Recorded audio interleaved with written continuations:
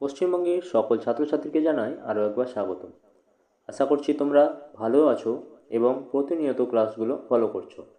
তো তোমাদেরকে বলি যে তোমাদের এক্সাম কিন্তু খুব শীঘ্রই হতে চলেছে, সেই জন্য তোমরা খুব ভালোভাবে ক্লাসগুলো করো এবং প্র্যাকটিসগুলো করতে থাকো। তো দেখো, আজকে যেটা বিষয় রয়েছে সেটা হচ্ছে তোমাদের অ্যাস্থমা সম্পর্কে এমসিকিউ। আচ্ছা, এখানে কিন্তু এমসিকিউ ক্লাস রয়েছে, 4টি অপশান থাকবে, তার মধ্যে একটা সঠিক উত্তর। তো চলো দেরি না করে শুরু করি।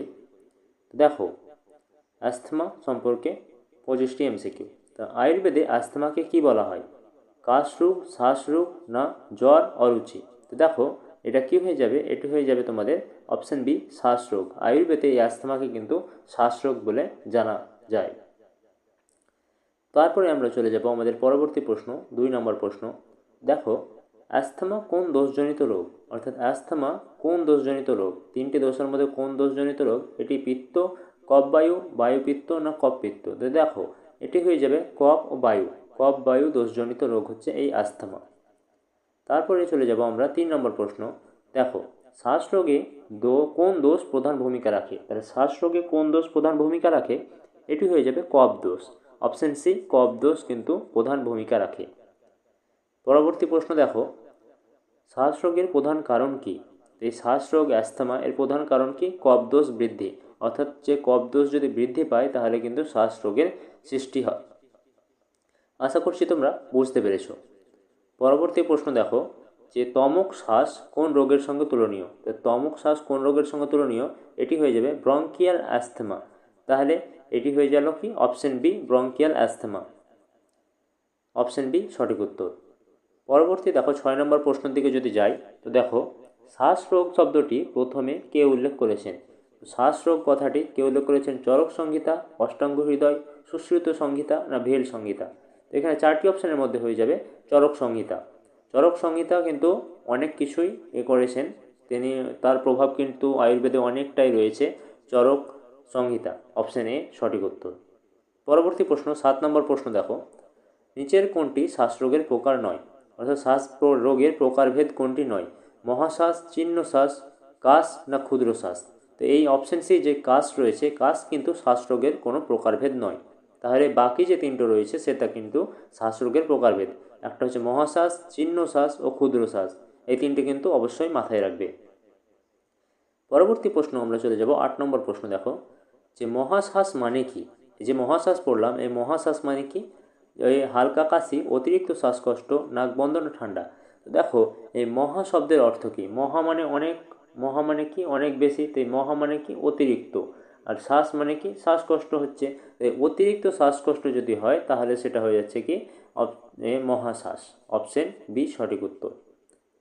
পরবর্তী প্রশ্ন, ক্ষুদ্র শ্বাস কোন ধরনের শ্বাস? তো মহা মানে আমরা দেখলাম কি? অতিরিক্ত। ক্ষুদ্র মানে হালকা। তো এটি হয়ে যাবে কি তোমাদের অপশন সি, হালকা। হালকা, হালকা শ্বাসকে বলা হয় এই ক্ষুদ্র শ্বাস। 10 নম্বর প্রশ্নের দিকে চলে যায়। দেখো, যে তমক শ্বাসে কখন শ্বাসকষ্ট বাড়ে? তো এই তমক শ্বাসে শ্বাসকষ্ট বাড়ে কখন? দিনে, রাতে, দুপুরে, না সকালে? তো এটি কি হয়ে যাবে? এটি হয়ে যাবে তোমাদের অপশন বি, রাতে। রাতের বেলায় কিন্তু এই তমক শ্বাসের শ্বাসকষ্ট বৃদ্ধি পায়। অপশন বি সঠিক উত্তর। তারপরে আমরা চলে যাব পরবর্তী প্রশ্ন, আমাদের 11 নম্বর প্রশ্ন, যে কফ জমাট বাঁধলে, আচ্ছা, কফ জমাট বাঁধা শ্বাসনালীতে কী সৃষ্টি করে?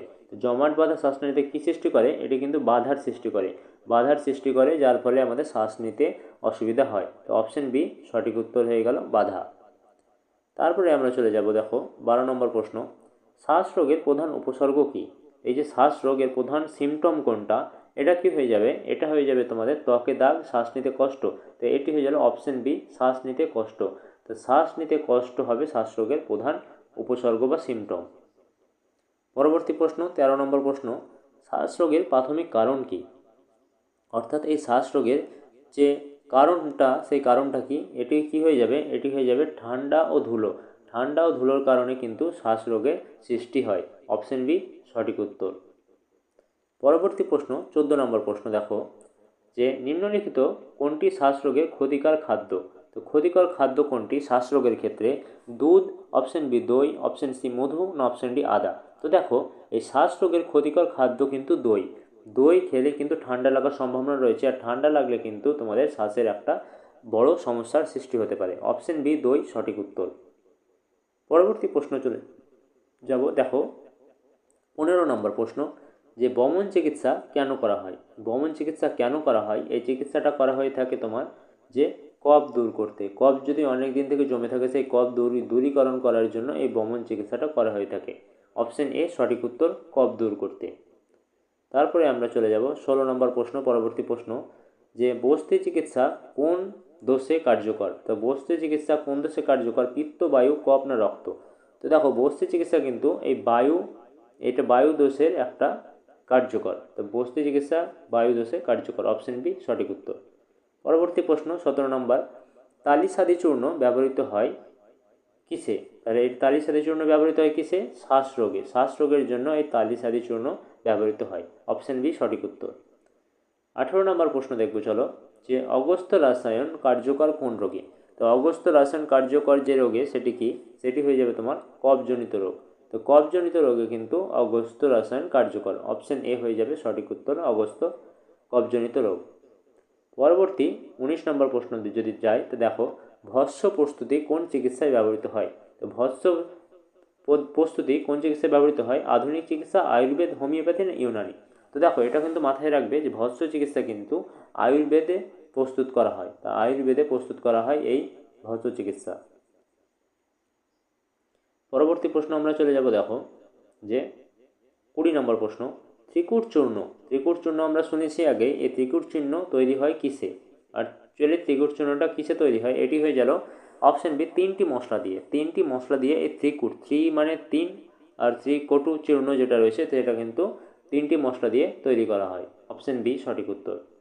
21 নম্বর প্রশ্নতে চলে যায়। দেখো যে ত্রিকটু চূর্ণের উপাদান কি কি? অর্থাৎ 3টি মশলা যেটা বললাম, 3টি মশলার উপাদান কি কি? পিপলি, মরিচ ও সুকন। তো এই 3টে রয়েছে তোমার সঠিক উত্তর। অপশন বি সঠিক উত্তর রয়েছে এই কোশ্চেনটার। তারপরে আমরা পরবর্তী প্রশ্ন চলে যাব। 22 নম্বর প্রশ্ন দেখো, তারপরে বাসা আভালেহ তৈরি হয় কোন গাছ থেকে? তো বাসা আভালেহ তৈরি হয় কোন গাছ থেকে? এটি হয়ে যাবে তোমাদের তুলসী গাছ থেকে। তুলসী গাছ নয়, এটি হয়ে যাবে বাসাকা গাছ থেকে। অপশন সি সঠিক উত্তর। তো বাসা মানে বাসাকা, এটা কিন্তু মনে রাখা সহজ। অপশন সি সঠিক উত্তর। পরবর্তী প্রশ্ন দেখো 23 নম্বর প্রশ্ন, নস্য চিকিৎসা কিভাবে দেওয়া হয়? তো নস্য চিকিৎসা কিভাবে দেওয়া হয়? এটি হয়ে যাবে তোমাদের নাক দিয়ে। নস্য মানে নাক, তো নাক দিয়ে এই চিকিৎসা দেওয়া হয়ে থাকে।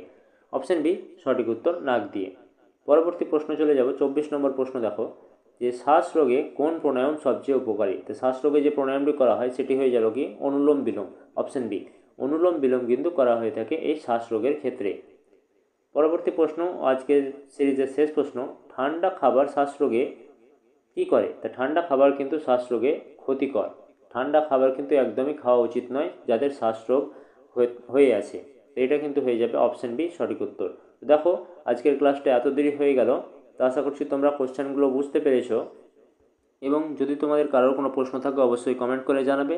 এবং তোমাদেরকে বলি, যারা তোমরা সাবস্ক্রাইব করোনি অবশ্যই সাবস্ক্রাইব করে আমাদের সঙ্গে যুক্ত হয়ে যাও। তোমাদের পরীক্ষা কিন্তু খুব শীঘ্রই হতে চলেছে, সেই জন্য এই ধরনের ক্লাস কিন্তু তোমাদের করা বাঞ্ছনীয়। তো আজকের ক্লাসটা এত দেরি, সবাই ভালো থাকবে, ধন্যবাদ।